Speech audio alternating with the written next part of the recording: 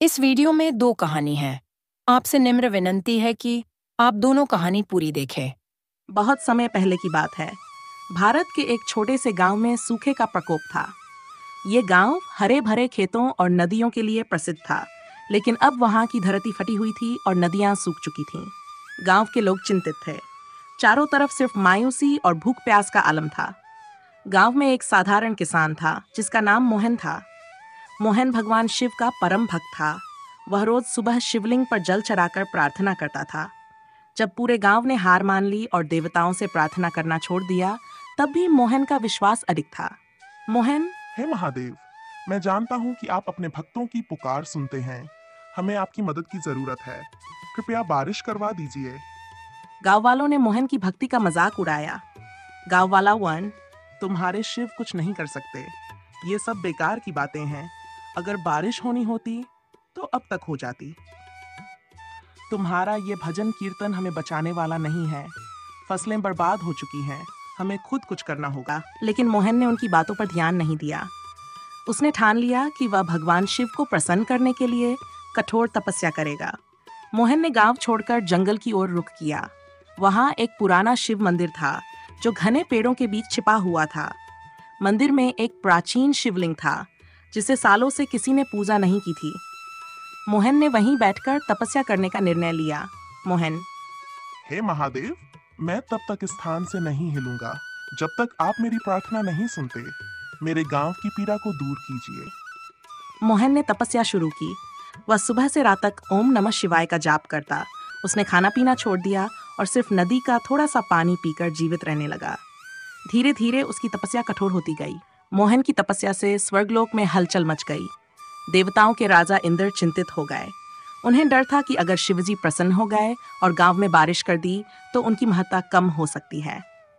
इंद्र, यह भक्त बहुत कठोर तपस्या कर रहा है। अगर शिवजी ने इसकी प्रार्थना स्वीकार कर ली तो लोग सीधे शिवजी की पूजा करने लगेंगे और मुझे भूल जाएंगे। इसे रोकना होगा। इंद्र ने अपनी शक्तियों का इस्तेमाल कर मोहन की तपस्या भंग करने का प्रयास किया। सबसे पहले उन्होंने जंगल में तेज आंधी और बवंडर भेजा। जंगल में पेड़ टूटने लगे। तेज हवा से शिव मंदिर की घंटियां जोर जोर से बजने लगीं। इंद्र के दूत, देखते हैं ये भक्त अब भी अपनी तपस्या जारी रख पाता है या नहीं। लेकिन मोहन अपनी जगह से नहीं हिला। उसकी आंखें बंद थीं और वह शिवजी के ध्यान में लीन था। माया का जाल। इंद्र ने अगला कदम उठाया।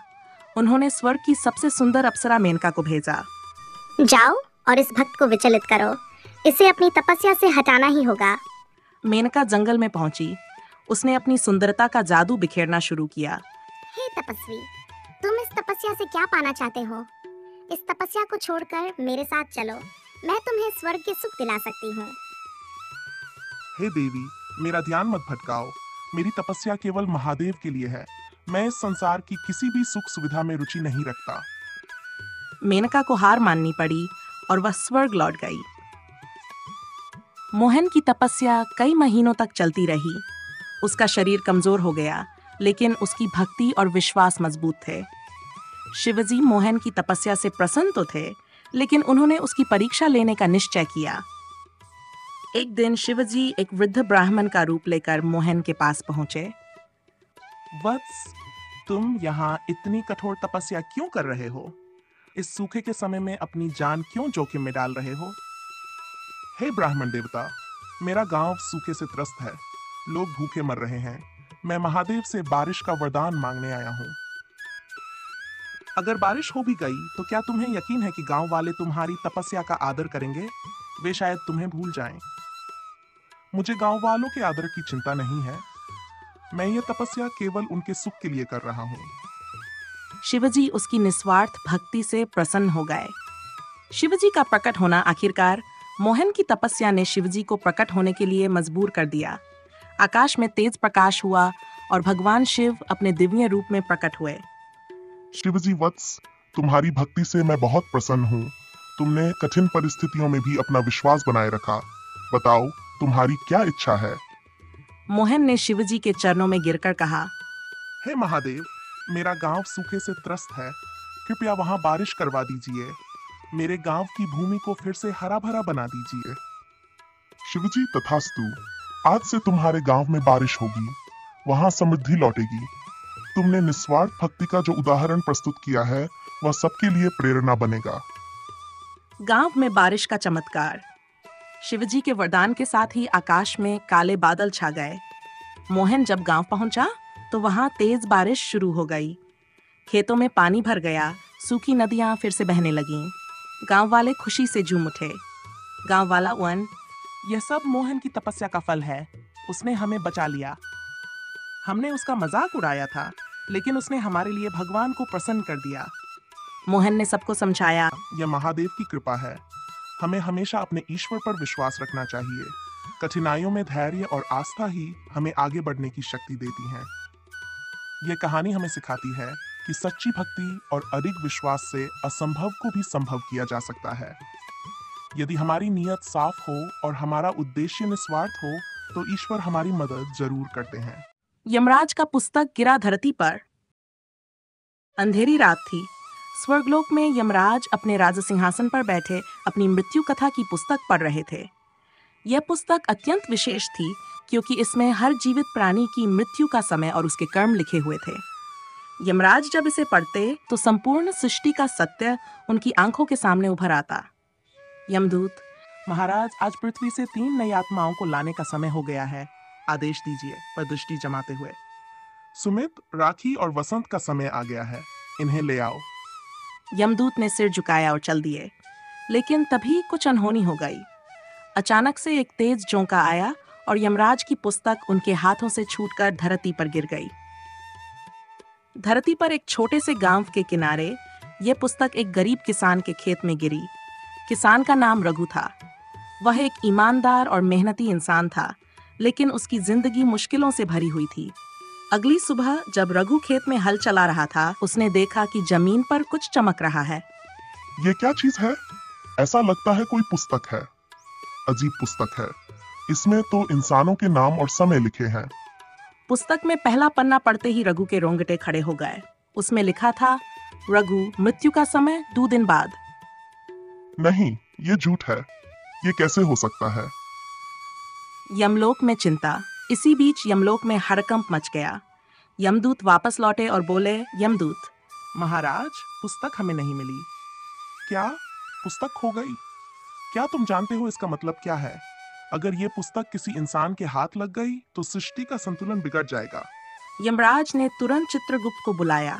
महाराज, हमें जल्दी ही पुस्तक को वापस लाना होगा। यदि कोई इंसान पुस्तक में अपना या दूसरों का मृत्यु समय देख ले तो वह अपने कर्म बदल सकता है। इससे सृष्टि का नियम टूट जाएगा। रघु ने पुस्तक को छिपा लिया और उसमें लिखे अन्य नाम पढ़ने लगा।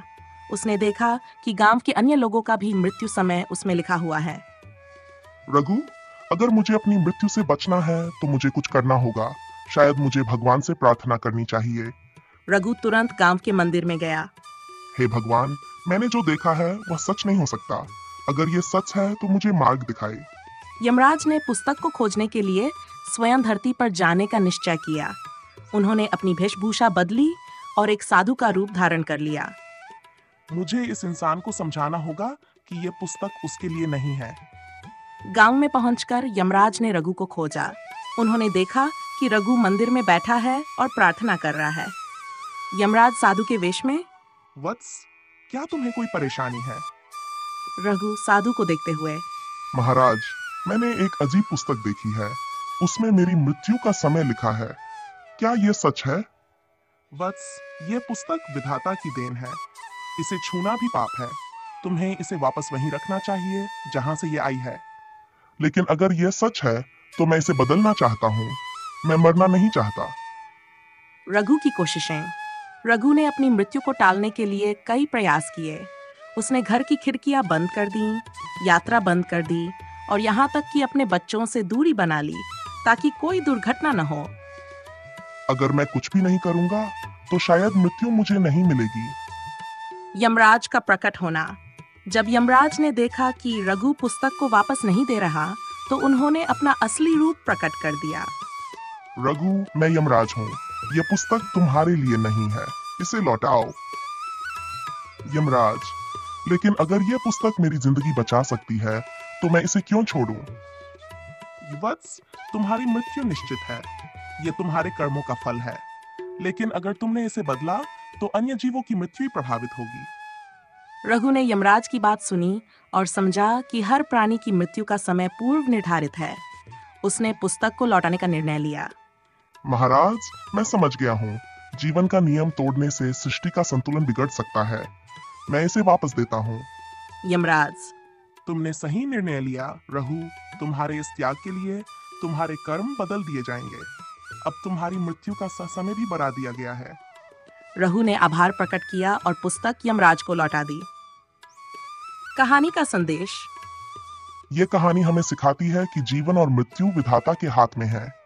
हमें अपने कर्मों पर ध्यान देना चाहिए और मृत्यु से डरने के बजाय हर पल को सकारात्मकता और ईमानदारी से जीना चाहिए।